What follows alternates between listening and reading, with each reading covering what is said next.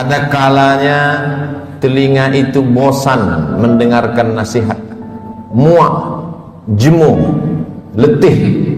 Ada kalanya akal itu tidak lagi bisa diajak untuk berpikir, susah, payah, karena sudah terlalu penuh dengan berbagai macam maklumat, informasi, penderitaan dan kesusahan.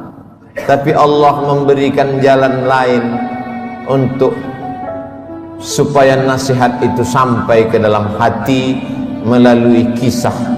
Maka kata Allah kepada Nabi Muhammad sallallahu alaihi wasallam, faqsusil qasasa, ceritakanlah kisah-kisah itu, la'allahum yatafakkarun, biarkan mereka berfikir, biarkan mereka merenung sejenak. Selama jantung masih berdetak, selama darah masih mengalir, mereka masih hidup, hati mereka masih bisa diajak untuk berkompromi. Mungkin kalau dinasihati tidak lagi masuk, tersumbat sudah telinga. Mungkin kalau diajak berdiskusi sudah tidak mempan, saking penat dan lelahnya penderitaan. Tapi kisah-kisah masih menyentuh ke dalam hati sanubari manusia, karena nafas masih berhembus, hayat masih berada di kandung badan. Bagi yang lama tidak juga dikaruniai anak, bacalah kisah Ibrahim alaihissalam yang tidak pernah muak dan bosan berdoa, Rabbi habli minas salihin, berilah aku anak yang saleh. Bukan setahun, bukan 2 tahun, 86 tahun lamanya menikah dengan Sarah, tidak juga dikaruniai anak. Menikah dengan Hajar, anak tidak juga datang. Mereka mengatakan istrinya mandul, mereka katakan tangan mungkin punya anak, karena tulang sudah rapuh, kepala sudah diselimuti uban, mustahil punya anak. Tapi Allah ingin menunjukkan kuasanya. Pagi, petang, siang dan malam dia berdoa, Rabbi habli minas salihin. Akhirnya Allah berikan anak. Bukan cuma istrinya yang muda itu yang melahirkan anak, istri yang dikatakan semua orang mengatakan takkan mungkin punya anak, mustahil punya anak. 13 tahun setelah kelahiran Ismail, Sarah mengandung, lahirlah Ishak. Ketika itu umur Nabi Ibrahim 99 tahun. Allah ingin menunjukkan kuasanya. Innama amruhu idza arada syai'an ayyaqula lahu kun fayakun. Setan berbisik, mengapa dia yang pacaran, dia yang berzina, sekali berhubungan kelamin langsung punya anak? Mengapa dia yang melakukan hubungan tidak halal, tidak ada akad, tidak ada saksi, tidak ada mahar, tidak ada izin orang tua, mengapa begitu mudah? Memang itulah kerja setan. Alladzi waswisu fi sudurin nas la'atiyannahum min baini aydihim, aku akan datang dari depan, wa min khalfihim, dari belakang, wa an aymanihim, dari kanan, wa an syama'ilihim, dari kiri. Memang begitulah kerja-kerja setan dari bentuk jin. Syayatinul jinni wal insi, ada pula setan yang berbentuk manusia, yang kerjanya menghangat-hangatkan hati, memanaskan perasaan, sehingga mendidih, bergejolak sampai pada mencaci maki Tuhan. Beristighfarlah, minta ampun kepada Allah. Bacalah kisah-kisah mereka, bagaimana susahnya Nabi Zakaria berdoa kepada Allah, Rabbi habli min ladunka dzurriyyatan thayyibah, berilah aku keturunan yang baik-baik ya Allah. Allah berikan keturunan yang baik. Anak itu bernama Yahya, seorang perempuan lama tidak punya anak, namanya Hannah. Dia berdoa kepada Allah, Rabbi, ya Allah, inni, aku, nazartu, bernazar, laka ma fi batni muharrara, kalau aku punya anak, kalau aku bisa mengandung, anakku ini akan kujadikan muharrara khalisan li khidmati Baitul Maqdis. Dia tidak akan menjadi petani, dia tidak kusuruh bercocok tanam, dia tidak akan mencari ikan di tengah laut menjadi nelayan, dia tidak akan menjadi pegawai kerajaan. Dia hanya akan aku jadikan muharrara, menjadi pelayan Baitul Maqdis. Hidupnya hanya akan menjadi pelayan rumahmu ya Allah. Dia tidak ada kerja lain. Kuwakafkan anakku ini untukmu ya Allah. Fataqabbalaha rabbuha, Allah kabulkan doanya biqabulin hasanin wa ambataha nabatan hasana. Anak itu tumbuh dengan pertumbuhan yang baik. Wa inni sammaituha Maryam, anak itu aku beri nama Maryam. Wa inni u'idzuha bika wa dzurriyyataha, aku minta perlindungan kepada engkau, bukan hanya kepada dia, wa dzurriyyataha, tapi sampai kepada anak cucunya, minasyaitonir rajim, supaya jangan sampai dia diganggu, digoda oleh setan yang terkutuk. Begitulah mereka orang-orang yang soleh. Ibrahim, Zakaria, Hannah, suaminya Imran, satu surat khusus untuk mereka. Nama suaminya Imran, nama istrinya Hannah. Hannah melahirkan anak Maryam, Maryam melahirkan anak Isa. Mereka orang yang dekat dengan Allah, tapi tetap diuji oleh Allah. Mereka orang yang dipilih Allah, tapi hidup mereka juga penuh dengan penderitaan dan kesusahan. Lalu siapa kita yang baru sekali dua menempelkan kening ke lantai, bermunajat kepada Allah, merasa hidup mesti senang, hidup mesti tenang, hidup mesti kenyang, padahal kita tak layak untuk menenteng sandal alas tapak kaki mereka. Kita bukan apa-apa dan kita bukan siapa-siapa. Bagi yang hidupnya selama ini berada di istana yang megah dan cantik, penuh dengan emas, berlian, permata, harum, semerbak, tiba-tiba tercampak dan terbuang, bacalah kisah Musa alaihissalam. Dibesarkan di istana Fir'aun, lengkap dengan pelayan, makanan pakaian terjaga bersih rapi, penuh dengan dayang-dayang, sampai akhirnya dia melihat ada dua orang yang sedang berkelahi. Fawakazahu Musa, Musa melerai, jangan kalian bergaduh, jangan berkelahi. Tapi kedua orang ini tidak juga menghentikan perkelahiannya. Fawakazahu Musa, Musa meninju dan memukulnya.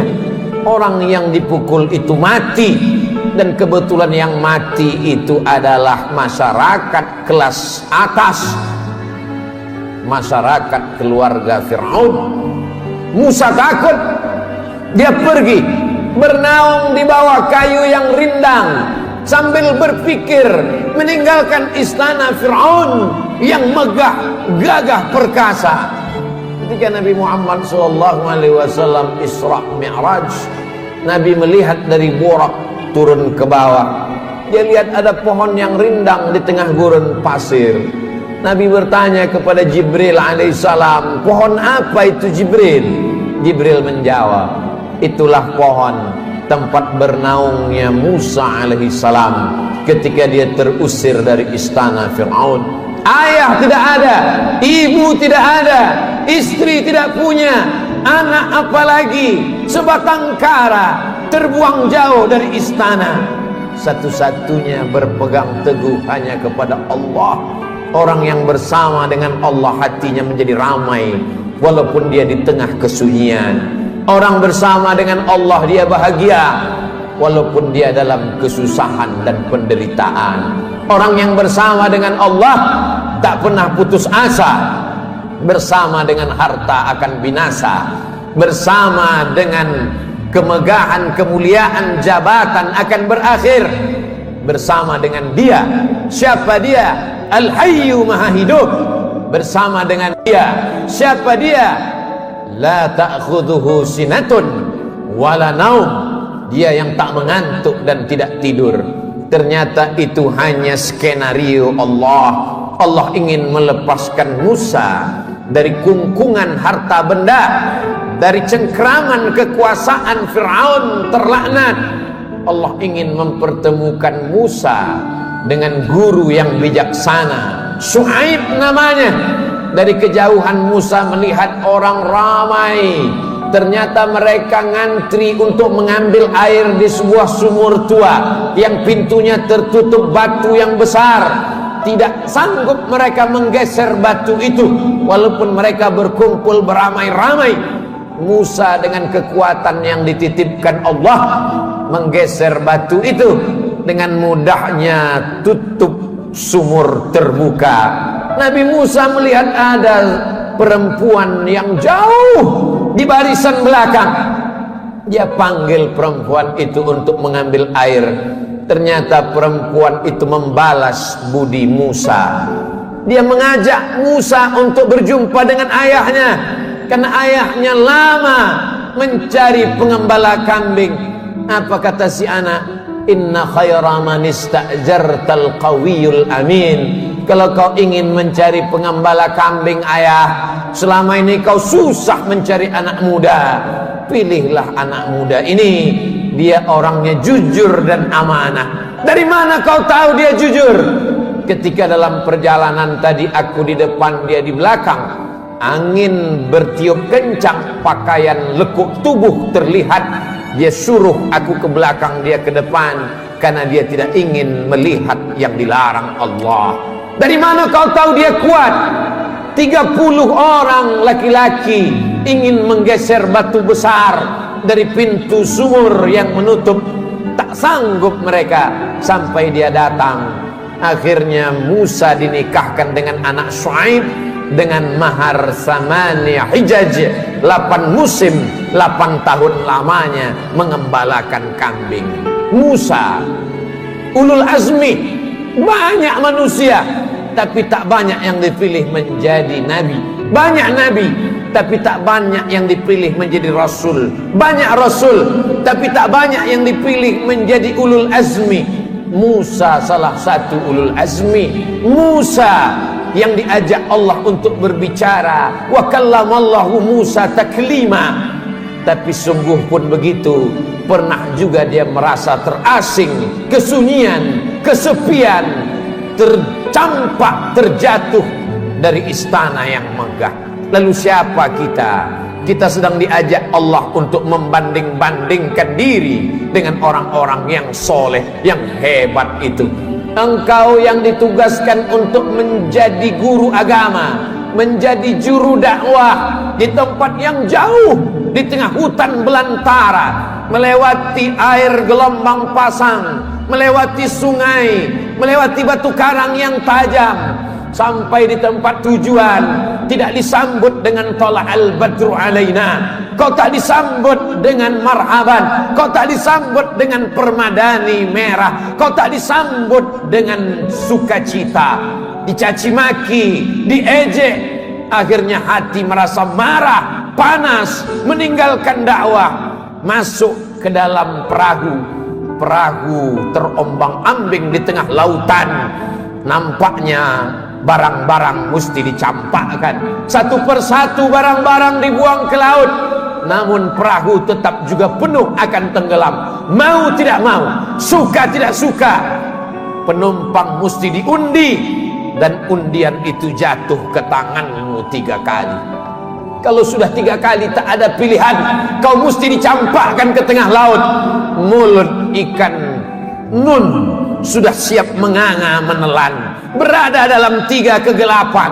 Gelap malam, gelap lautan, gelap perut ikan. Ada kalanya kita merasakan kegelapan, hutang keliling pinggang, satu pun tak ada yang suka. Kawan menjadi lawan, keluarga menjadi musuh. Apa yang dapat kau ucapkan? Itu yang dirasakan oleh Nabi Yunus alaihi salam. Dia hanya berucap dengan mulutnya, la ilaha illa anta subhanaka inni kuntu minaz zalimin.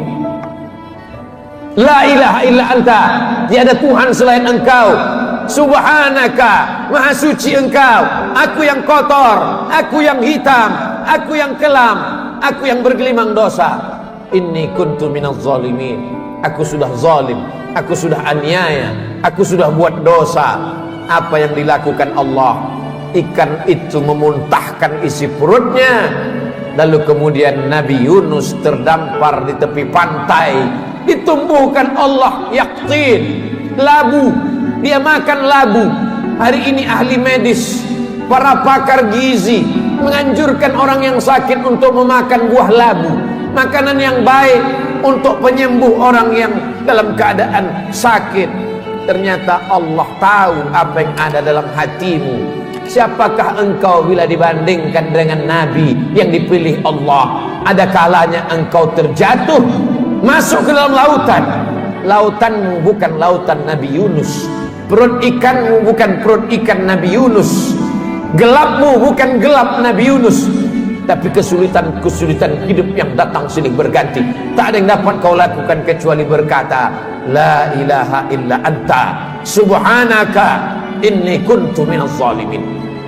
Ada orang-orang yang mengajak engkau untuk berargumentasi, untuk berlaga, tapi bukan dengan otot. Mereka mengajak engkau berkelahi, berdebat dengan otak. Otakmu cerdas, IQ-mu hebat, IP-mu tinggi, sarjana S1, S2 dan S3, kau akan menang melawan mereka. Mereka bertanya, a'anta fa'alta hadza bi alihatina? Kaukah yang sudah menghancurkan berhala-berhala kami? Kaukah yang sudah meluluh lantakkan sembahan-sembahan kami?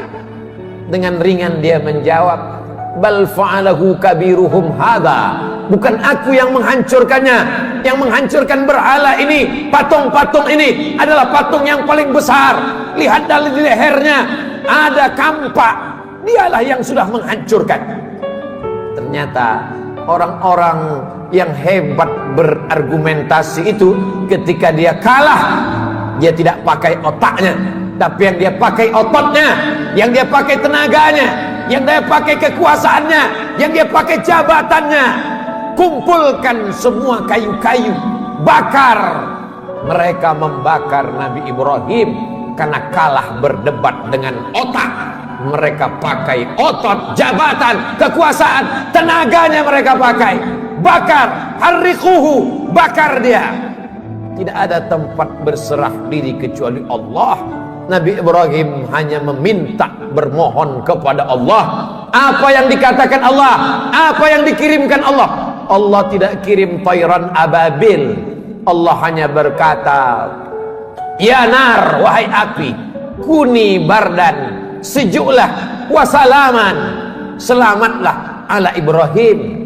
Api itu redup, api itu yang selama ini membakar, menghanguskan, meluluh lantakkan, membinasakan. Tapi kali itu Ibrahim keluar dari api unggun dalam keadaan salaman ala Ibrahim, selamat untuk Ibrahim. Ibrahim kita ucapkan bukan sekedar pemanis bibir di ujung lidah. Ibrahim kita sebut kama sallaita ala Ibrahim wa ala ali Ibrahim, kama barakta ala Ibrahim wa ala ali Ibrahim.